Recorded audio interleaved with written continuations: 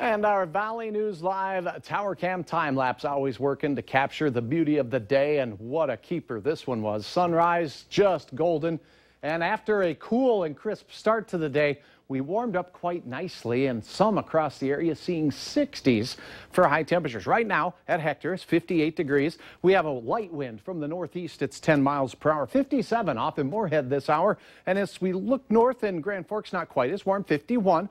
An east-northeast breeze is blowing at 8 miles per hour. We do have a little bit of high cloudiness out there, especially in the north and west. Now, a lot of 40s up north, 45 Langdon, 48 Roseau, to near 50 in Grand Forks, mid-50s westbound on Interstate 94. It's down to the south where we have these yellow colors here. Those are temperatures indicating the 60s out there. So some of that taking place for you in Breckenridge, Wahpeton, and Fergus Falls.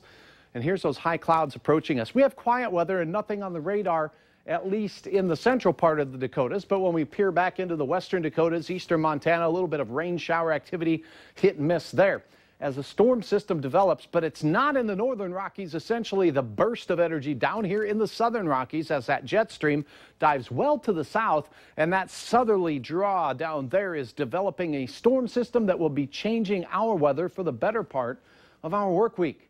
So get out and enjoy this evening. Light winds, generally an easterly component, a few high clouds, and temperatures slowly slipping into the 40s by bedtime tonight. Up north, we'll have a few 30s out there as things remain a little bit on the cooler side. Overnight, we head to bed, and there's not too much to report as far as changes in our weather. We're going to start our day between 35 and 40 degrees in all of our southern counties. But once we get along and north of Highway 200, expect those temperatures to be in the 30s. Tomorrow's wind, notice the tilt to the arrow here, a little bit more of a southerly draw. And here's what happens by midday. Some sunshine and beautiful conditions, temperatures rising to 45 to 50 degrees during your lunch hour. Partly sunny skies up north and temperatures closer to 40 or 45 degrees.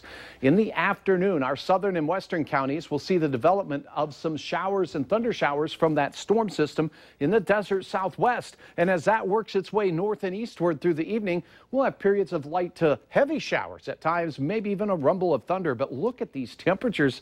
Hard to take your attention from those. Low 60s for most of our southern counties. We'll have upper 40s to around 58 degrees up in our northern counties. Now, the best chance of rain will come after 5 o'clock in the evening, after 7 o'clock in the evening, north of Interstate 94. And again, where we see the yellows and oranges here, some accumulating rainfall working its way through. By the time we head to bed, that will be pushing through the valley and beyond. And we could be talking by midnight tomorrow night between 1/4 of an inch and 1/2 of an inch, maybe even more, under a thunder shower. It should stay dry for our northern counties. Your Fargo area planner, temperatures near 40 to start the day. A southeast wind around 10 to 15 miles per hour, and we will peak in the low 60s for your afternoon. And then the rain gets here generally after 7 o'clock at night. So showers in the south, not very wet up north, but cooler weather there with temperatures peaking in the 50 to 60 degree range region wide. Wednesday morning will bring continued showers and temperatures much cooler. We're in the mid-40s for much of the day. A cool one as we go into Thursday and Friday as well. The weekend does not look hot like this past weekend, but we will see some moderation by next Monday. So get out and enjoy tonight. Get out and enjoy tomorrow. Good day for football practice, right? Baseball, too. Yes, the sun is shining, and the Bison football team took full advantage. Later in sports, how the team did on their first day with pads on. Up next, a big dollar repair project aimed to fix up Itasca State Park.